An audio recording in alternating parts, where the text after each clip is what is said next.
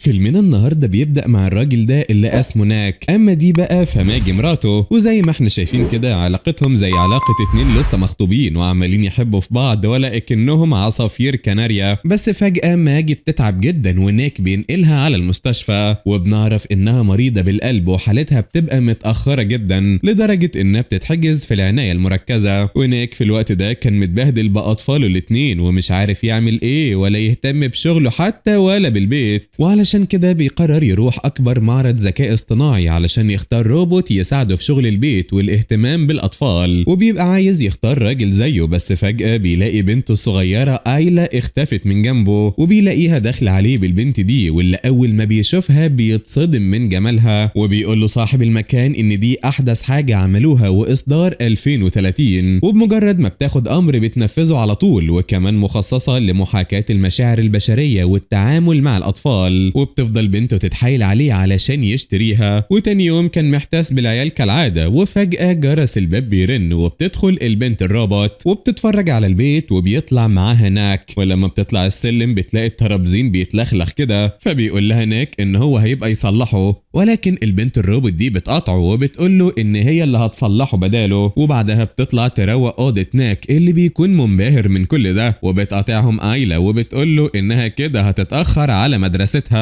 وقبل ما تكمل كلامها بتاخدها الروبوت علشان توصلها، وقبل ما بتمشي بتقرر تسمي الروبوت الآلي أليس، وبتودعهم أليس وبتفضل تتفرج عليهم وهم ماشيين. وبعدها بتطلع تروق البيت، ولما بيرجع ناك وبنته للبيت بينبهروا لان البيت نظيف قوي كده، وكمان الاكل معمول كانه اكل بيت. ولكن آيلا مش بيعجبها الاكل وبتقول ان اكل مامتها احلى، وبيعيط ابنه ماكس الصغير فبيشيلوا نيك علشان يسكت. وبالليل بتبقى أليس نايمه وهي واقفه جنب الحيطه، وبتتسحب آيلا في الوقت ده وبتطلع فوق الكرسي علشان تاخد البسكوت. وفجأة بيسمع نيك صوت صريخ، ولما بينزل بيلاقي أليس لحقت البنت قبل ما تقع على الارض، وبيلاقي كمان ان رجليها متعوره، فبياخدها نيك علشان يعالجها وبيشكر أليس على مساعدتها. وتاني يوم بيروحوا يزوروا ماجي في المستشفى، اللي بتتفاجئ ان أليس جايه معاهم وبتفكرها واحده ست وان جوزها اتجوز عليها، وده لانه كان قايل لها انه هيجيب روبوت راجل، ولكن جوزها بيقول لها ان بنته هي اللي اختارتها بنفسها. وفي الشغل بيجي مدير شركه الروبوتات علشان يقابل مدير ناك، وبيفهم نيك اللي بيحصل وان المدير ناوي يستبدلهم بالروبوتات، وبيروح وبيتخانق معاه. بس المدير بيقول له ان كله هيمشي الا انت، فبيزعل نيك جدا على اصحابه، ولكن المدير بيقول له فكر في مصاريف علاج مراتك. وفي البيت بتحس أليس ان نيك متضايق، وده لانها متبرمجه انها تحس بمشاعر البشر، وبتروح للجراج علشان تتكلم معاه وتعرف ايه اللي مضايقه. وفعلا بيحكي لها نيك ان هو متضايق بسبب زمايله اللي هيمشوا واللي برضه عندهم عيله واطفال. فبتقول له أليس ما تزعلش نفسك، ما انت نفسك كان ممكن توظف شخص حقيقي يرعى اولادك، ولكن انت اخترتني علشان انا قويه ومش بتعب زي البشر. المهم بتروح أليس وبتطمن على آيلا، وبتسالها آيلا هو انت ليه ما بتغسليش سنانك، فبتوريها أليس ان هي عندها خاصيه في اسنانها بتنظف وبتقضي على الجراثيم لوحدها. وبعدها بتروح تقعد مع ناك، ولما بتشوف الفيلم بتقول له اللي بيحصل فيه، وبيستغرب ناك جدا وبيسالها هو انت شفت الفيلم ده قبل كده، فبتقول له ان هو متخزن في الذاكره بتاعتها. فبيقول لها نيك انها لازم تجرب تتفرج بنفسها، وفعلا بتقعد جنبه وبيتفرجوا مع بعض، وبيقول لها نيك تنسى كل حاجه عن الفيلم، ولكن أليس بتقول له انها ما تعرفش تنسى لوحدها، ولازم تعمل شويه خطوات كده علشان تقدر تنسى احداث الفيلم. وفعلا بيساعدها نيك وبيعمل كل الخطوات اللي قالت له عليها، وبعدها ما بتبقاش فاكره اي حاجه عن الفيلم، وبيقعدوا يتفرجوا مع بعض. وبعد شويه بتجيله مكالمه من مراته ماجي، وده بيخليه قلقان جدا، وعلى طول بيرد عليها بسرعه. بس ماجي بتقول له بفرح انهم اخيرا لقوا القلب المناسب ليها، وكمان هتعمل العمليه بكره. وتاني يوم بيكونوا كلهم في المستشفى، وماجي بتبقى متوتره جدا وبتطلب منهم يطلعوا بره ويسيبوها مع أليس شويه. ولما بيخرجوا بتقول ماجي لأليس انا مش عارفه بصراحه اذا كنت هعيش ولا هموت، وبالنسبه للولاد فانا عارفه ان جوزي هيهتم بيهم، بس انا بقى عايزاكي تهتمي بيه هو وتفضلي جنبه على طول، ولو حاول يشرب كحول المفروض تمنعيه على طول وتفضي البيت من الكحول تماما. فبتقول لها أليس ان نيك المستخدم الرئيسي وما تقدرش ما تنفذش اوامره. فبتقول لها ماجي ان ده ينفع عادي طالما هتعملي الحاجه اللي هتخليها في امان. وبتدخل ماجي للعمليات، وبعدها بيخرج الدكتور بسرعه وبيتكلم بيتكلم في التليفون وهو متعصب جدا، فبيخرج وراه نيك وبيعرف منه ان المستشفى ادوا القلب لحد تاني. فبيدخل نيك وبيقعد مع ماجي وبيحاول يهون عليها، ولكن بتبقى حزينة جدا، وده لان كان نفسها ترجع سليمة وتاخد بالها من اطفالها. المهم بيجي الليل وبيخلص وقت الزيارات، وبيروح نيك للبيت علشان يطمن على الاطفال، وكان مخنوق جدا. فبتحس أليس بيه وبتجيله علشان تتكلم معاه، ولكن هو كان متعصب جدا بسبب حزنه على مراته. ولما بيجي يشرب كحول بتمنعه أليس وبتقول له ان هو كده بيأذي نفسه. ولما بيمسك نيك ايديها بيحس بنبض عندها، وبيعرف ان هي كمان عندها نبض بينبض. اما أليس فهي كمان بتحس بنبض قلبه وبتقرب منه، وبيحصل بينهم علاقة. وتاني يوم بيروح نيك وبيقعد مع مراته ماجي وبيعترف لها انه خانها، ولكن ماجي مش بتتضايق وبتقول له انها ممكن تموت في اي لحظة، وده شيء بيضايقه جدا. وبيقول لها ما تقولش الكلام ده مرة تانية. ولما بيرجع البيت بيلاحظ ان برواز الصور بيقلب صور الاطفال ومش بيجيب صور مراته. فبيروح عند أليس وبيسألها هي عملت ايه في البرواز، فبتقول له انها مسحت الصور علشان بنته ايلا كل ما بتشوف الصور بتحزن جدا وبتعيط. فبيقول لها نيك ترجع الصور من تاني وما تعملش اي حاجة من غير ما هو يعرف. وبعدها بيروح يسهر مع اصحابه اللي اتطردوا من الشغل وكانوا زعلانين جدا. فبياخدوا نيك وبيروحوا معاه على الموقع، ولما بيسألهم بيعملوا ايه بيرد عليه مونت صاحبه وبيقول له ان هو نسي المعدات بتاعته وهيدخل يجيبها ويجي. فبيقول له نيك يجي الصبح علشان لو حد شافهم دلوقتي هيروحوا في 60 داهية، ولكن مونت مش بيسمع كلامه وبيدخل وبيكسر كل الاقفال وبياخد معاه كل زمايله ونيك كمان. وبيفضل نيك يتحايل عليه علشان يمشي علشان ما يوديش نفسه في 60 داهية، ولكن الغل بيبقى مسيطر عليه لدرجة كبيرة ومش شايف اي حاجة قدامه غير الانتقام. وبما ان نيك لسه شغال في الموقع فبيخمن مونت ان الباسورد يبقى عيد ميلاد ايلا بنته، وفعلا بيطلع صح. وبيطلع واحد من العمال وبيكلم مونت وفاكره ان هو نيك رئيسه، وبيأمره مونت ينزل ويقرب منه. وبيطلع مونت كل غله فيه وبيكسر راسه بالحديدة اللي في ايده دي. ولما بيحاول نيك يمنعه عن اللي بيعمله بيمسكه زميله التاني. فبيرجع نيك للبيت وبيروح يستحمى، ولما بيطلع من الحمام بيلاقي أليس لابسه الروب بتاع ماجي. فبيقول لها نيك تغير الروب وما تلبسش اي حاجة من حاجات مراته تاني. وفي الوقت ده بتقرب منه وبيحصل بينهم علاقة تاني. وتاني يوم بينزل نيك وهو متضايق من اللي حصل امبارح على عكس أليس اللي بتتعامل بشكل طبيعي جدا. فبيقول لها نيك تنسى كل اللي حصل بينهم لان ده مش هيتكرر تاني، ولكن أليس بتقول له ان مؤشرات الحيوية كانت بتقول ان هو مبسوط جدا. فبيتعصب نيك عليها وبيقول لها بطلي تحلليني طول الوقت كده، انا رئيسك وبأمرك بده. وبيقول لها انا متجوز وعندي عيال، شوفي انت شغلك وبس. وبياخد بعضه وبيروح على شغله، وهناك بيتفاجئ ان الدنيا كلها مقلوبة وبيدوروا عليه. وبيسألوا رئيسه انت كنت فين امبارح، فبيقول له ان هو كان مع مراته ماجي في المستشفى. فبيتعصب الرئيس عليه وبيقول له ان الباب اتفتح بالباسورد بتاعك انت. وساعتها اتوتر نيك جدا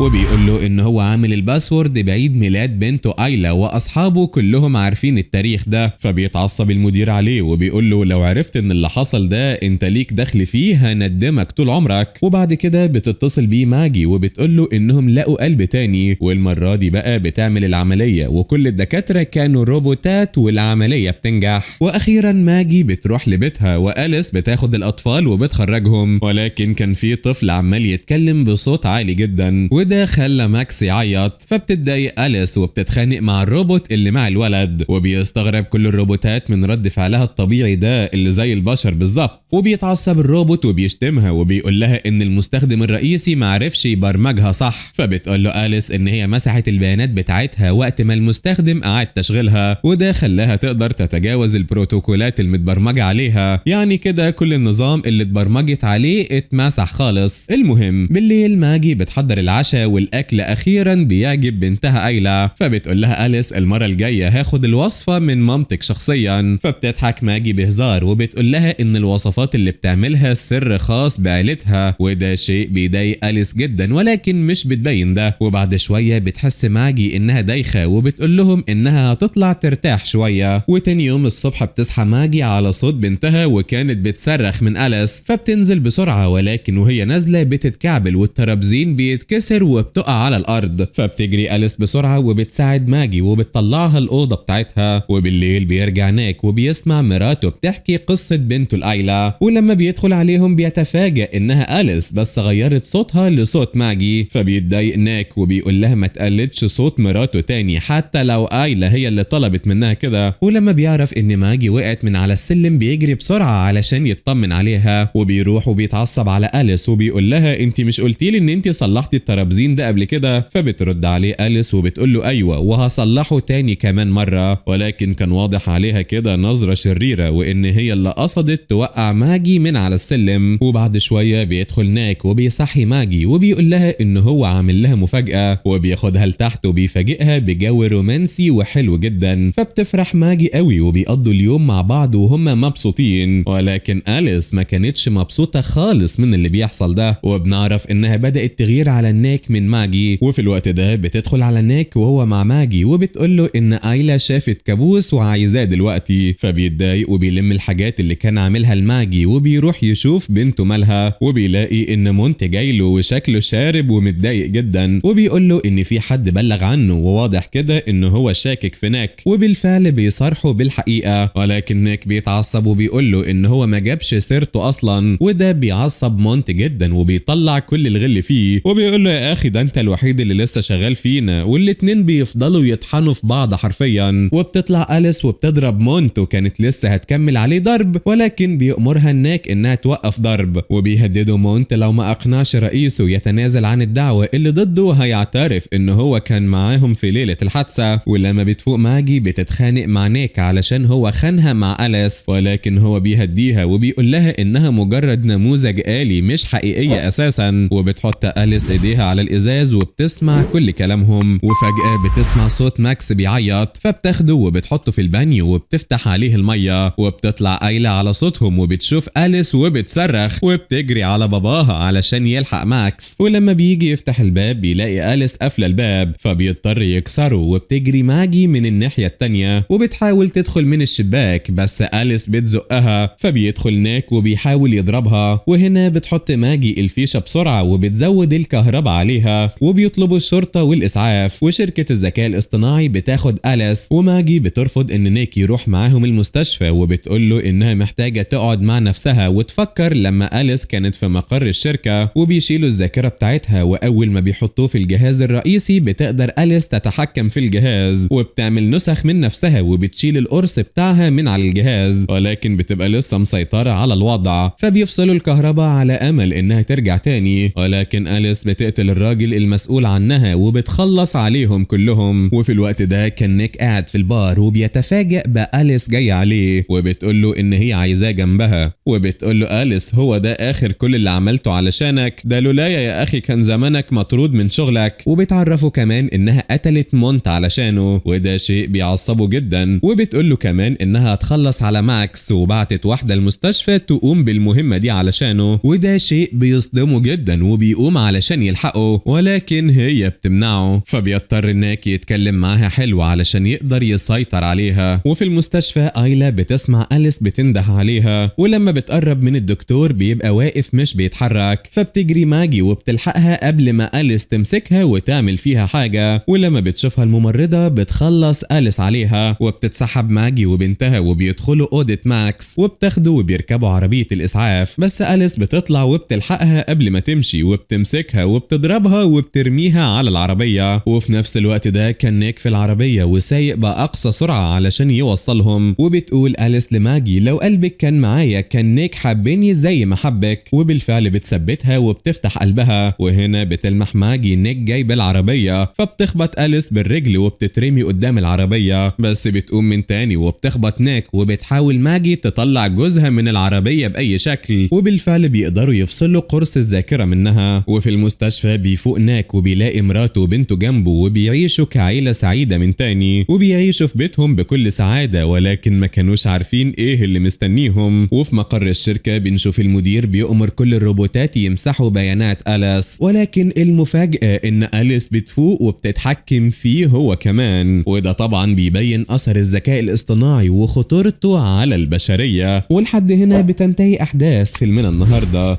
استنوني بقى في فيديوهات وملخصات جديدة. سلام.